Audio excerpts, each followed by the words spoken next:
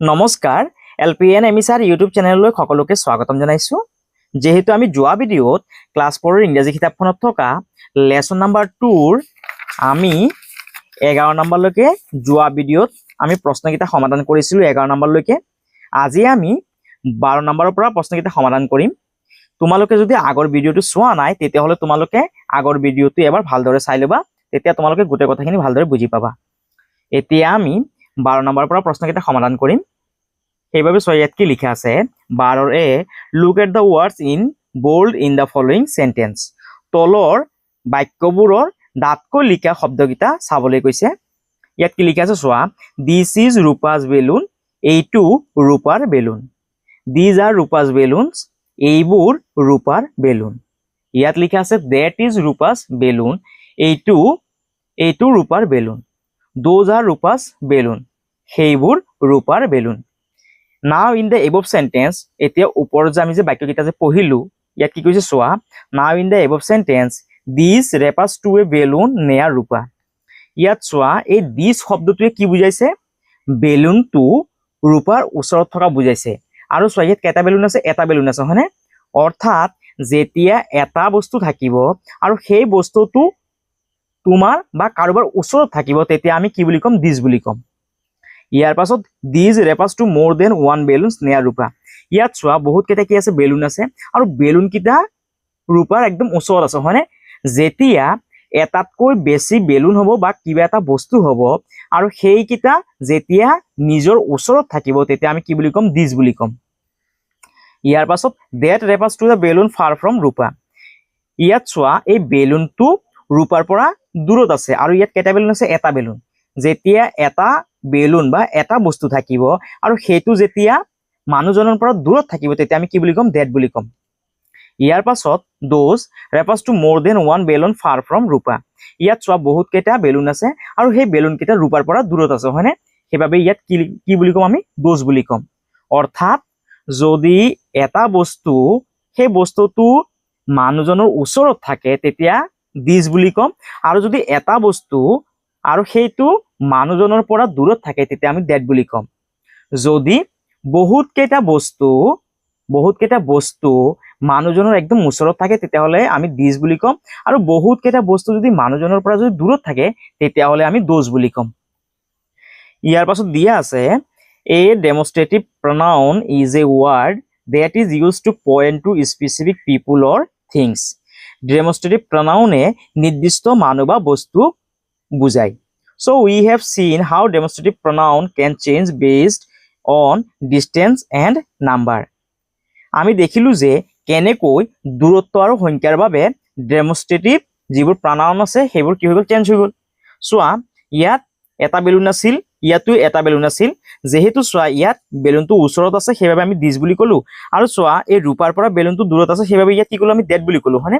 অৰ্থাৎ এই these, date, those এইখিনি হৈছে গৈ ডেমনষ্ট্ৰেটিভ প্ৰনাউন। আৰু সংখ্যা আৰু স্থান অৰ্থাৎ দূৰত্ব অনুযায়ী কি হৈ যায়, ডেমনষ্ট্ৰেটিভ প্ৰনাউনখিনি চেঞ্জ হৈ যায়, সলনি হৈ যায়। নাও লেটছ ৰিড সাম মোৰ example. This is my book, that is a big tree, these are my pencil, those are your shoes. এইখিনি তোমালোকে পঢ়িবা। এতিয়া চোৱা ইয়াত দিয়া আছে fill in the blanks with a appropriate demonstrative pronoun. ইয়াত আমি খালী ঘৰটোত কি বহিব সেইটো আমি বহাব লাগে। এতিয়া চোৱা ইয়াত ছোৱালীজনী আছে, ছোৱালীজনীৰ পৰা জোতাযোৰ দূৰত আছে হয়নে। যেহেতু ইয়াত দুইখন জোতা আছে হয়নে, সেইবাবে আমি কি বুলি ক'ম, আমি ইয়াত লিখিম দোজ। চোৱা যদি বস্তুটো যদি গৰাকীৰ পৰা যদি দূৰত থাকে আৰু যদি সেয়া যদি এটাতকে যদি বেছি হয় তেতিয়া কি বুলি কয়, দোজ বুলি কয় হয়নে। সেইবাবে আমি ইয়াত কি লিখিব লাগিব, দোজ লিখিব লাগিব। সেইবাবে তোমালোকে ইয়াত লিখিবা দোজ, THOSE, দোজ বুলি লিখিবা। ইয়াৰ পাছত 2 নম্বৰ ডেছ আৰ মাই টয়ছ। এতিয়া চোৱা এই পুতলাখিনি ইয়াত চোৱা এটাতকৈ বেছি আছে হয়নে, আৰু চোৱা এই পুতলাখিনি ছোৱালীজনীৰ একদম ওচৰত আছে হয়নে। চোৱা যেতিয়া এটাতকৈ বেছি বস্তু থাকে আৰু সেই বস্তুখিনি যেতিয়া গৰাকীৰ একদম ওচৰত থাকে তেতিয়া কি লিখে, দিজ লিখে। সেইবাবে আমি ইয়াত লিখিব লাগিব দিজ। যেহেতু চোৱা পুতলাখিনি ছোৱালীজনী একদম ওচৰত আছে হয়নে যেহেতু ইয়াত এটাতকৈ বেছি পুতলা আছে সেইবাবে আমি ইয়াত লিখিব লাগিব দিছ THESE this these are my toys ইয়াৰ পাছত ইয়াত চোৱা এটা ফুল আছে হয়নে যেহেতু এটা ফুল আছে আৰু ফুলটো ছোৱালীজনীৰ একদম ওচৰতে আছে হয়নে যেতিয়া চোৱা এটা বস্তু থাকিব আৰু সেইটো গৰাকীৰ একদম ওচৰত থাকিব তেতিয়া আমি কি বুলি লিখিম দিছ লিখিম সেইবাবে তোমালোকে ইয়াত লিখিবা this THIS this is a pretty flower ইয়াৰ পাছত চোৱা ইয়াত এটা ঘড়ী আছে এই ঘড়ীটো ছোৱালীজনীৰ পৰা বহুত দূৰত আছে হয়নে আৰু ইয়াত কেইটা ঘড়ী আছে এটা ঘড়ী আছে যেতিয়া এটা বস্তু থাকিব আৰু সেই বস্তুটো যেতিয়া গৰাকীৰ পৰা দূৰত থাকিব তেতিয়া আমি কি বুলি ক'ম ডেট বুলি ক'ম ডেট তোমালোকে এইখিনি মনত ৰাখিবা আৰু ইয়াত তোমালোকে লিখিবা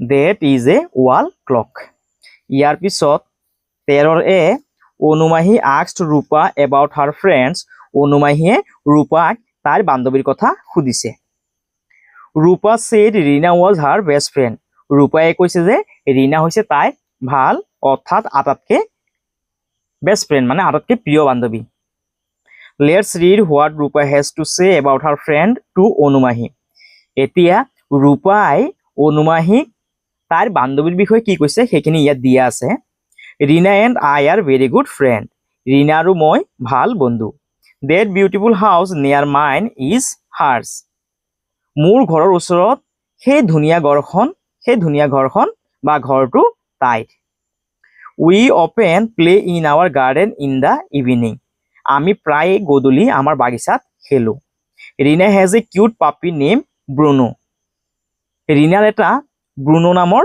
ধুনীয়া কুকুৰৰ পোৱালি আছে he loves playing with his ball ই বলেৰে খেলি ভাল পায় we love to play with toys আমি পুতলাৰে খেলি ভাল পাওঁ চামটাইমছ কেতিয়াবা Rina brings her and I brings mine কেতিয়াবা ৰীনাই তাৰ যিকেইটা পুতলা আছে সেইকেইটা আনে আকৌ কেতিয়াবা মই মোৰ যোনকেইটা পুতলা আছে সেইখিনি আনো our brothers play with their toys আমাৰ ভাইটিয়ে সিহঁতৰ যিবোৰ পুতলা আছে সেইবোৰেৰে খেলে and we play with ours আৰু আমি আমাৰবোৰেৰে খেলোঁ এভৰিৱান এনজয় দ্য ইভিনিং আৰু সকলোৱে গধূলিটো আমি উপভোগ কৰোঁ we have seen that the words in bold shown ownership or belongings these words are called possessive pronoun ইয়াত চোৱা কিছুমান ডাঙৰকৈ শব্দ লিখা আছে যেনে মাইন তাৰপিছত harsh mine hours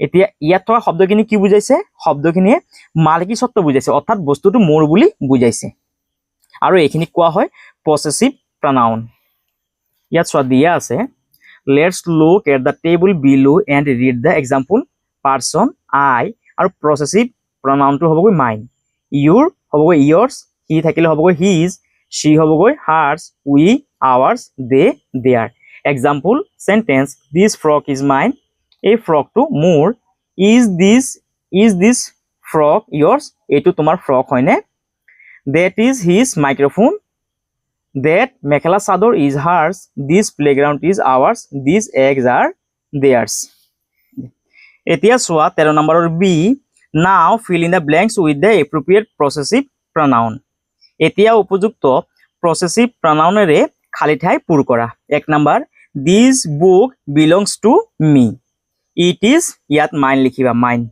MINE mine ইয়াৰ পাছত 2 number that is Reena's skirt it is ইয়াত হাৰ লিখিবা HERS হাৰ্স যেহেতু ৰীনা এজনী ছোৱালী হয়নে সেইবাবে আমি ইয়াত লিখিম হাৰ্স ইয়াৰ পাছত 3 number we have a dog call Bruno the dog is ইয়াত আমি লিখিম ইয়াত তোমালোকে লিখিবা ours the dog is ours ইয়াৰ পাছত these toys belongs to you they are লিখিবা yours ইয়াত লিখিবা yours YOURS yours ইয়াৰ পিছত this pencil case belongs to Rupam it is ইয়াত লিখিবা his যেহেতু ৰূপম এজন ল'ৰা হলে আমি কি লিখিম হিজ লিখিম HIS হিজ আৰু যদি ছোৱালী হয় তেতিয়াহলে লিখিম আমি হাৰ্স ইয়াত তোমালোকে হিজ বুলি লিখিবা ইয়াৰ পাছত আছে তোমালোকে খালি ঠাইখিনি পূৰ কৰিবা ইয়াৰ পাছত 14 নম্বৰ 14ৰে লেটস ৰিড দিস সেন্টেন্স এই বাক্যবোৰ পঢ়ো আহা 1 নম্বৰ অনুমাহী অৰ মেখেলা চাদৰ অনুমাহীয়ে মেখেলা চাদৰ পিন্ধিছিল ৰূপা লাইক ৱাচিং দা কণী যুঁজ ৰূপাই কণী যুঁজ চাই ভাল পাইছিল 3 number the announcer did not play the match ঘোষকজনে খেলা নাছিল the villagers gather at the fair গাঁওবাসীসকল মেলাত গোট খাইছিল ইয়াৰ পাছত 5 number Rupa did not know the rules of the game ৰূপাই খেলৰ নিয়ম জনা নাছিল 6 number they are not ready to go to school সিহঁত স্কুললৈ যাবলৈ সাজু নহয় We have seen that the above sentence tell us about something or provide information about person, place, things or an idea, etc. আমি দেখা পালো যে ওপৰৰ বাক্যবোৰে এজন ব্যক্তি এখন ঠাই এটা বস্তু বা ধাৰণা এটাৰ বিষয়ে তথ্য দিয়ে These types of sentence are called as declarative sentence আৰু তেনেকুৱা বাক্যবোৰক কোৱা হয় বৰ্ণনামূলক বাক্য This sentence end with a full stop এই বাক্যবোৰৰ শেষত ফুল ষ্টপ বহে Now let's group the above sentence into two groups এতিয়া ওপৰত থকা বাক্যখিনিক দুটা গ্ৰুপত ভাগ কৰিছে Affirmative sentence মানে হৈছে নিৰ্দেশাত্মক বাক্য 1 number Anumahi or a pair of mekhela chador 2 number Rupa like watching the game of কণী যুঁজ 3 number the villagers gather at the fair ইয়াত নেগেটিভ সেন্টেন্স মানে হৈছে নৰ্থক বাক্য নেগেটিভ সেন্টেন্সত তোমালোকে নট শব্দটো দেখিবলৈ পাবা নট নো নেভাৰ তেনেকুৱা শব্দবোৰ দেখিবলৈ পাবা 1 number the announcer did not play the match 2 number Rupa did not know the rules of the game the are ইয়াত দে হ'ব লাগিছিল they are not ready to go to school ইয়াত দে হ'বগৈ they are not ready to go to school Affirmative sentence is a sentence that asserts something and a negative sentence negates something. Affirmative sentence কিবা এটা হোৱা বুজায় Affirmative sentence কিবা এটা হোৱা বুজায় আৰু negative sentence নোহোৱা বুজায় Negative sentenceত not শব্দটো থাকিব তোমালোকে এইটো মনত ৰাখিবা যে negative যোনখিনি sentence থাকিব সেইখিনিত not শব্দটো থাকিব এতিয়া 14 নম্বৰৰ বিৰ প্ৰশ্ন Now let's add not to the following affirmative sentence and change them into negative. One is done for you. এতিয়া আমি affirmative sentence খিনিক negative sentence লৈ কনভাৰ্ট কৰিব লাগিব আৰু আমি এই not শব্দটো ব্যৱহাৰ কৰিব লাগিব এতিয়া চোৱা ইয়াত কি লিখা আছে ৰূপা is happy আৰু negative sentence টো হ'বগৈ ৰূপা is not happy ইয়াত লিখা আছে she is watching a match আমি ইয়াত লিখিব লাগিব 2 নম্বৰ ইয়াত লিখিম যে she is not watching watching a match match ইয়াৰ পাছত 3 নম্বৰ ইয়াত লিখা আছে they are playing a traditional game আমি লিখিম যে they are not playing playing they are not playing a traditional traditional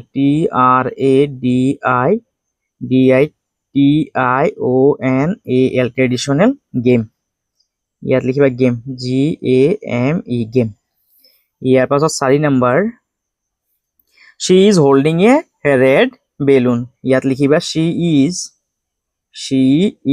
ইয়াত not লিখিবা she is not holding holding a red balloon BALLON balloon ইয়াৰ পাছত 5 নম্বৰ অনুমাহী is smiling ইয়াত লিখিবা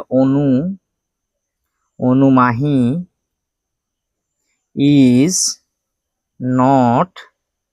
is not smiling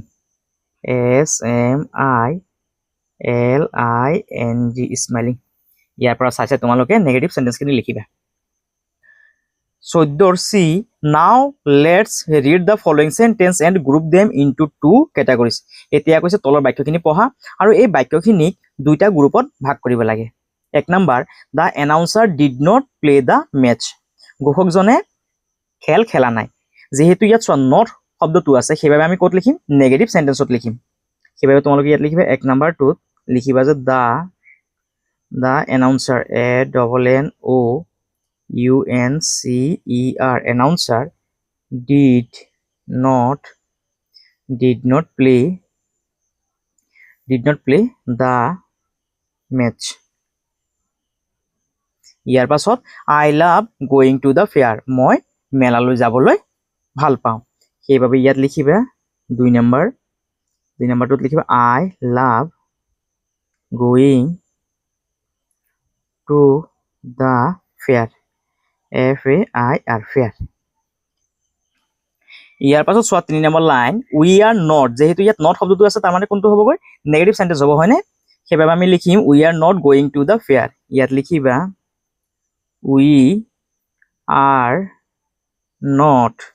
we are not going to the fair. FAIR fair.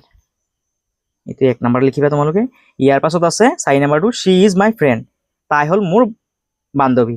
সেইবাবে তোমালোকে ইয়াত লিখিবা 2 নম্বৰটোত লিখিবা she is my friend. 5 number they are watching the match. সিহঁতে মেচখন চাই আছে। যেহেতু ইয়াত not শব্দটো নাই সেইবাবে এইটো হ'বগৈ এফাৰ্মেটিভ সেন্টেন্স। ইয়াত লিখিবা they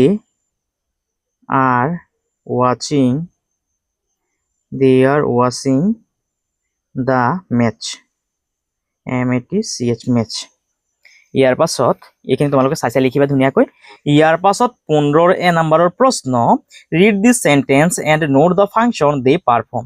তলত দিয়া বাক্যখিনি পঢ়া আৰু এই বাক্যখিনিৰ কামবোৰ কি সেইবোৰ লক্ষ্য কৰা। ইয়াত লিখা আছে sit down অনু বহা, close the door দুৱাৰখন বন্ধ কৰা, do not run on the busy road ব্যস্ত ৰাস্তাত নদৌৰিবা। এই বাক্যখিনিৰ জৰিয়তে কি বুজাইছে? বাক্যখিনিৰ জৰিয়তে আদেশ দিয়া হৈছে। অৰ্ডাৰ মানে আদেশ দিয়া হৈছে গৈ। আদেশ কি দিছে? অনু তুমি বহা, তাৰ পিছত দৰজাখন বন্ধ কৰা। এই বাক্যখিনিৰ জৰিয়তে আমি কি দেখিবলৈ পাইছো? আদেশ দিয়া দেখিবলৈ পাইছো। ইয়াৰ পিছত please give me a pen অনুগ্ৰহ কৰি মোক এটা কলম দিয়া। কাইণ্ডলি লেণ্ড মি দা আমব্ৰেলা মোক ছাতিটো ধাৰলে দিয়া। এই বাক্য দুটাৰ জৰিয়তে আমি ৰিকুৱেষ্ট কৰা দেখিছো, অৰ্থাৎ অনুৰোধ কৰা দেখিছো। Turn off the light when you leave.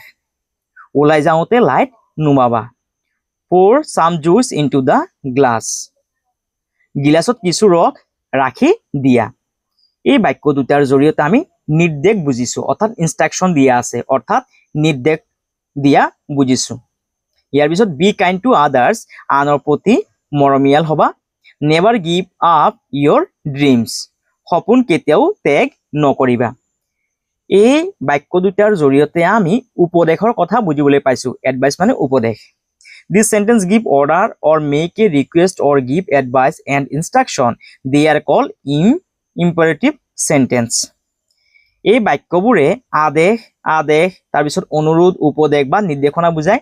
এনে বাক্যক ইম্পেৰেটিভ সেন্টেন্স বুলি কোৱা হয় বা নিৰ্দেশাত্মক বাক্য বুলি কোৱা হয়। ইয়াৰ পাছত 15B লেটছ ৰিড পঢ়ো আহা। ক্লিনিং টাইম এট হোম ঘৰত পৰিষ্কাৰ কৰা সময়। Let's clean your room together. Put your toys back in the box. Don't throw things on the floor. Please help me fold the cloth. Keep your books neatly on the shelf. A clean room makes you feel happy and helps you find things easily. তোমাৰ কোঠাটো পৰিষ্কাৰ কৰো আহা। Let's clean your room together. তোমাৰ কোঠাটো পৰিষ্কাৰ কৰো আহা। Put your toys back in the box. পুতলাবোৰ বাকচত ভৰোৱা। Don't throw things on the floor. বস্তুবোৰ মজিয়াত দলিয়াই নেপেলাবা। Please help me fold the cloth. অনুগ্ৰহ কৰি কাপোৰ ভাঁজ কৰিবলৈ মোক সহায় কৰা। Keep your books neatly on the shelf. কিতাপবোৰ পৰিপাটিকৈ তাকত থোৱা। A clean room makes you feel happy and helps you find things easily. পৰিষ্কাৰ কোঠাই তোমাক সুখী কৰিব আৰু সহজে বস্তু পোৱাত সহায় কৰিব। Now, এতিয়া underline the imperative sentence from the pages according to the functions they perform and write the sentence in the boxes given below. এতিয়া আমি ইয়াৰ পৰা বাক্যখিনি আনি পেলাই ইয়াত লিখিব লাগিব। কোনটো বাক্যই অৰ্ডাৰ বুজাইছে অৰ্থাৎ আদেশ দিয়া বুজাইছে, কোনটো বাক্যই অনুৰোধ কৰা বুজাইছে, কোনটো বাক্যই নিৰ্দেশ কৰা বুজাইছে আৰু কোনটো বাক্যই উপদেশ দিছে সেইখিনি আনি পেলাই আমি এই বাকচকেইটাত লিখিব লাগিব। ইয়াত লিখা আছে অৰ্ডাৰ, অৰ্ডাৰ মানে আদেশ দিয়া। এতিয়া কোনটো বাক্যত আদেশ দিছে আমাক? ইয়াত কৈছে put your toys back in the box, কৈছে যে পুতলাবোৰ বাকচত ভৰোৱা। এই বাক্যটো আমাক কি দিছে? আদেশ দিছে, হয়নে? সেইবাবে আমি এই বাক্যটো ইয়াত লিখিব লাগিব। সেইবাবে তোমালোকে ইয়াত লিখিবা put your toys, put your toys, TOYS, toys back in the box, ইয়াত তোমালোকে এই লাইনটো লিখিবা। ইয়াৰ পাছত ৰিকুৱেষ্ট মানে অনুৰোধ কৰা। এতিয়া ইয়াত কোনটো বাক্যই অনুৰোধ কৰা বুজাইছে? Please help me fold the cloth, অনুগ্ৰহ কৰি কাপোৰ ভাঁজ কৰিবলৈ মোক সহায় কৰা। এই বাক্যটোৱে কি বুজাইছে? অনুৰোধ কৰা বুজাইছে, হয়নে? সেইবাবে আমি লিখিম please help me fold the clothes. এই লাইনটো আমি ইয়াত লিখিম please, PLEASE, please help me fold, FOLD, fold the clothes, CLOTHES, clothes. ইয়াৰ পাছত ইনষ্ট্ৰাকশন মানে নিৰ্দেশ দিয়া। ইয়াত কোনটো বাক্যই আমাক নিৰ্দেশ দিছে? Keep Euro books neatly on the self, কিতাপবোৰ পৰিপাটিকৈ তাকত থোৱা। এই লাইনটোৱে আমাক কি দিছে? নিৰ্দেশ দিছে, হয়নে? সেইবাবে আমি ইয়াত লিখিম keep, KEEP, keep your books neatly, NEATLY, neatly on the shelf, SHELF, self. ইয়াৰ পাছত তোমালোকে লিখিবা। ইয়াৰ পিছত ইয়াত আছে এডভাইচ মানে উপদেশ। ইয়াত কোনটো বাক্যই আমাক উপদেশ দিয়া বুজাইছে? চোৱা, ইয়াত কৈছে যে don't throw' things on the floor, বস্তুবোৰ মজিয়াত দলিয়াই নেপেলাবা। এইটো আমাক কি দিছে? উপদেশ দিছে, হয়নে? সেইবাবে আমি ইয়াত লিখিব লাগিব, ইয়াৰ পৰা লিখিম আমি don't throw' things on the floor. ইয়াত লিখিবা don't throw' things, THINGS, things on the floor, FLOOR, floor. ইয়াৰ পৰা চাইছে তোমালোকে 15B উত্তৰখিনি ধুনীয়াকৈ লিখিবা। ইয়াৰ পাছত 16 নম্বৰৰ let's read the following pairs of words aloud. এতিয়া তলত থকা শব্দখিনি পঢ়িব দিছে। ইয়াত লিখা আছে চেয়াৰ, ইয়াত লিখা আছে share, which, witch, chair, share, chatter, shatter, watch, wash, match, match. এতিয়া 16B, listen as your teacher reads out the following sentence, put a tick on the appropriate word after listening to your teacher. শিক্ষকে মাতি যোৱা বাক্যবোৰ শুনি পেলাই সঠিক শব্দত তোমালোকে শুদ্ধ চিন দিবা। 1 নম্বৰ, ৰূপা এণ্ড অনুমাহী আৰ, ইয়াত লিখা আছে চেটাৰিং, ইয়াত লিখা আছে চেটাৰিংছ, while walking to the school। ইয়াৰ কোনটো শুদ্ধ? প্ৰথমটো শুদ্ধ, সেইবাবে তোমালোকে প্ৰথমটো তলত শুদ্ধ চিন দিবা। 2 number, it was fun to watch the match, ইয়াত মেচ, কোনটো শুদ্ধ? প্ৰথমটো, হয়নে? Match. 3 number, many people came to watch the কণী যুঁজ, ইয়াৰ কোনটো হ'বগৈ? ৱাচটো নহ'বগৈ। everyone began to cheer, কোনটো হ'বগৈ? চেয়াৰ হ'ব, হয়নে? CHEER, chair. সেইবাবে তোমালোকে চেয়াৰৰ তলত শুদ্ধ চিন দিবা। as the match began। 5 number, Anumahi share এই ষ্টৰী উইথ ৰূপা, চেয়াৰ হ'ব নে শ্বেয়াৰ হ'ব? শ্বেয়াৰ হ'ব, হয়নে? সেইবাবে তোমালোকে ইয়াৰ তলত শুদ্ধ চিন দিবা। ইয়াৰ পৰা চাইছে তোমালোকে এইখিনি ধুনীয়াকৈ কৰিবা। ইয়াৰ পিছত 17 নম্বৰৰ let's read aloud the following word in the box. এই বাকচটোৰ ভিতৰত থকা শব্দখিনি জোৰকৈ পঢ়িব দিছে। ইয়াত লিখা আছে fair, pair, hair, chair. 17B, read the following words and circle the words that has similar sound as in pair. Pair শব্দটোৰ লগত একে উচ্চাৰণ থকা শব্দটোত সাৰ্কেল কৰিব দিছে অৰ্থাৎ গোল কৰিব দিছে পেয়াৰ পেয়াৰ লগত চেয়াৰ হ'ব হয়নে পেয়াৰ চেয়াৰ যেহেতু অলপ হলেও কি হৈছে মিলিছে হয়নে সেইভাবে আমি এই চেয়াৰটো কি কৰিম সাৰ্কেল কৰিম নিয়াৰ ফেয়াৰ নিয়াৰ হোৱা নাই ইয়াৰ নহবগৈ ডিয়াৰ নহবগৈ শেয়াৰ নহবগৈ ক্লিয়াৰ নহব এয়াৰ নহবগৈ পেয়াৰ হ'বগৈ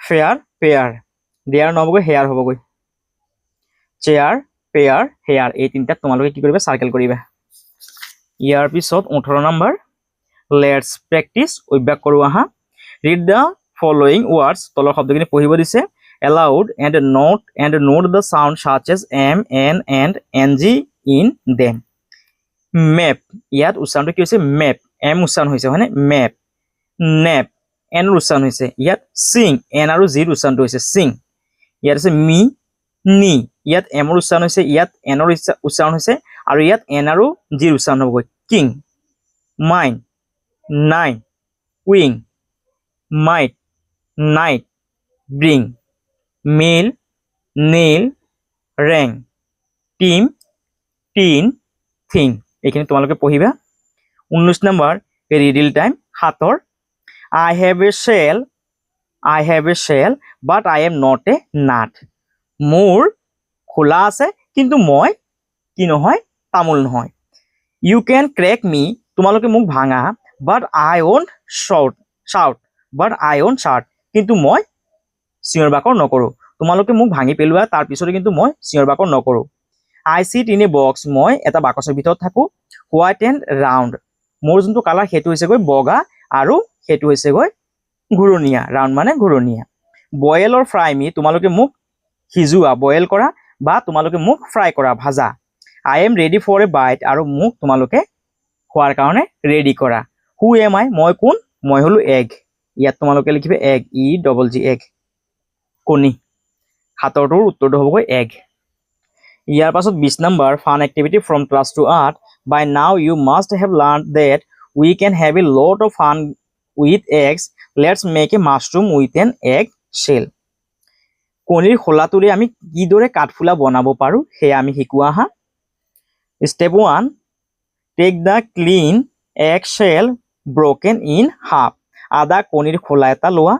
step 2 paint it and let the color dry ইয়াক ৰং কৰা আৰু শুকাবলৈ দিয়া step 3 decorate the egg shell with white dots বগা ফুট দি ইয়াক সজোৱা step 4 make the mushroom steam with a bamboo stick or a paper roll বাহৰ খলা বা কাগজ মেৰাই কাঠফুলাৰ যি কাণ্ড আছে হেতু বনাবলৈ কৈছে step 5 fix the color eggshell to the steam with glue and let it dry ৰঙিন কণীৰ খোলাটোত আঠাৰে কাণ্ডটো লগাই দিয়া আৰু শুকাবলৈ দিয়া now decorate it in the school garden along with your classmate এতিয়া আমি যি মাশৰুম বনালো যি কাঠফুলা বনালো সেই কাঠফুলাটো স্কুলৰ যি বাগিচা আছে সেই বাগিচাত নি পেলাই সজাব দিছে সেই কামটো তোমালোকে তোমাৰ যি বন্ধু বান্ধৱী আছে সকলোৰ সৈতে মিলি পেলাই কৰিব দিছে আৰু এইখিনি আছিল আমাৰ এই পাঠটোত থকা প্ৰশ্নৰ উত্তৰখিনি গোটেইখিনি কৰাই দিলো তোমালোকে ধুনিয়াকে চাই প্ৰশ্ন উত্তৰখিনি লিখিবা আৰু যদি তোমালোকৰ যদি ভিডিওটো ভাল লাগিছে বা অনাগত দিনবোৰতো তোমালোকে এনেকুৱা ধৰণৰ ধুনিয়া ভিডিও কিটা পাই থকাৰ বাবে তোমালোকে আমাৰ চেনেলটো সাবস্ক্ৰাইব কৰি লবা আৰু ভিডিওটো শেয়াৰ কৰিবা আৰু কমেন্ট কৰিবলৈ নাপাহৰিবা সকলোকে ধন্যবাদ আৰু আমি নেক্সট ভিডিওত যি আমাৰ লেসন 3 দিয়া আছে উই অল বিলং এই পাঠটোত থকা যিখিনি প্ৰশ্ন দিয়া আছে বা আমি এই পাঠটো ধুনিয়াকে কি কৰিম পোনপ্ৰথমে অসমীয়াত আলোচনা কৰিবলৈ বুজিবলৈ চেষ্টা কৰিম ইয়াৰ পাছত আমি ইয়াত থকা যিখিনি প্ৰশ্ন দিয়া আছে সেই প্ৰশ্নখিনি অতি সহজে ধুনিয়াকৈ সমাধান কৰিবলৈ চেষ্টা কৰিম আজিৰ বাবে ইমানতে থাকক সকলোকে অশেষ ধন্যবাদ